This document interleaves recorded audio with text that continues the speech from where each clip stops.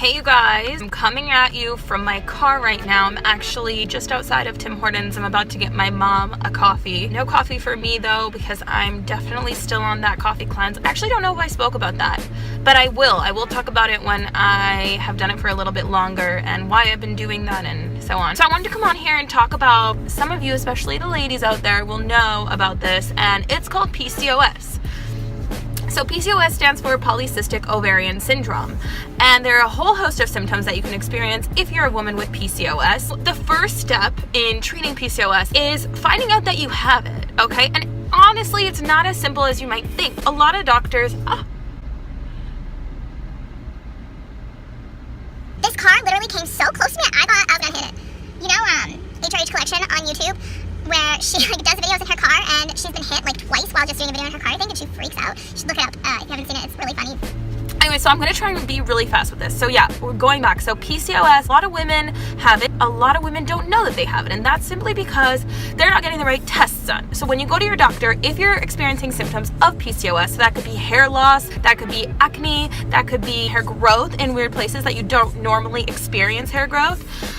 It could also be pelvic pain. It could be a whole host of things. So you're going into your doctor and you're complaining of these symptoms, and they might think, okay, let's test you for PCOS. What they'll do usually is they'll take an ultrasound of your pelvis, and then they'll also test your blood testosterone levels. Usually it's the total testosterone and free testosterone. Based on those results, if those are normal, then usually your doctor will say, no, you don't have PCOS, and you can go on and do your thing. Unfortunately, you can't really stop there. With PCOS, the fact that you don't have cysts on your ovaries isn't actually enough to say that you don't have PCOS. You might have normal testosterone levels, but first of all, who's to say what's normal? Those lab ranges, the normal ranges that they have on those lab sheets, are really not catered to each individual person. So your value could fall in the normal reference range, but you could still be experiencing symptoms because that value is too high for your body. So that's number one. Number two, okay, so let's say you've ruled out the testosterone, you know for a fact that it's not that's causing your symptoms. There are other androgens in your body that you need to check that could be driving PCOS. And yes, androgens are essentially the drivers of polycystic ovarian syndrome.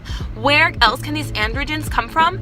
Your adrenal glands. And that's the part that I don't think a lot of doctors talk about, and they don't really test. In my opinion, if you are experiencing symptoms of PCOS, you definitely want to test your adrenal gland. Your adrenal glands do create androgens. There is DHEA, and then there's androstenedione. Those are two androgens that could potentially be elevated, and therefore the reason that you are experiencing these symptoms, the reason why you are losing your hair, the reason why you are breaking out in acne and you can't get it under control. That might be the one missing piece. On top of that, you don't just want to stop there. You also want to test your cortisol. Now, I believe that you need to test your cortisol around 8 a.m. in the morning because that's when your cortisol tends to peak. Cortisol is actually known as your stress hormone. When you're super stressed for a long period of time, your cortisol is bound to be elevated. And in people who are genetically susceptible, cortisol could be the thing that is also driving their PCOS. I'm not saying that this is how it goes for everyone, but I definitely think that a lot of women are missing this piece to their PCOS, and therefore it's a great idea to just go ahead and test these extra hormones just to be safe and rule it out. Okay, cortisol, DHEA, androstenedione. Those are the three main adrenal hormones that I really think that someone who has PCOS symptoms wants to get tested. On top of that, your doctor should usually do a few more things. They should test your luteinizing hormone, otherwise known as LH, because LH is what drives your ovaries to create more androgens, more testosterone. You want to test your FSH because the LH and FSH ratio is super important in whether or not you're going to have symptoms of PCOS. You want to test progesterone. A lot of the times people with not enough progesterone are going to be experiencing symptoms of PCOS. You probably want to test your insulin because blood sugar dysregulation is a huge factor in PCOS. Lastly, one important item is something called DHT, otherwise known as dihydrotestosterone. DHT is basically a metabolite of androgens, and if you have an elevated DHT, what it does is it goes out to the periphery, it goes out to your scalp or it goes to your skin, and it causes things like hair loss or acne. The DHT test, I believe you do have to pay a little bit more for, but I definitely think, in my opinion, that it's worth it because you might have a normal DHT, but you might not. And Therefore, if you know, let's say everything else is absolutely normal, but your DHT is actually high, then you know, okay, I have to go ahead and attack this DHT and work on that.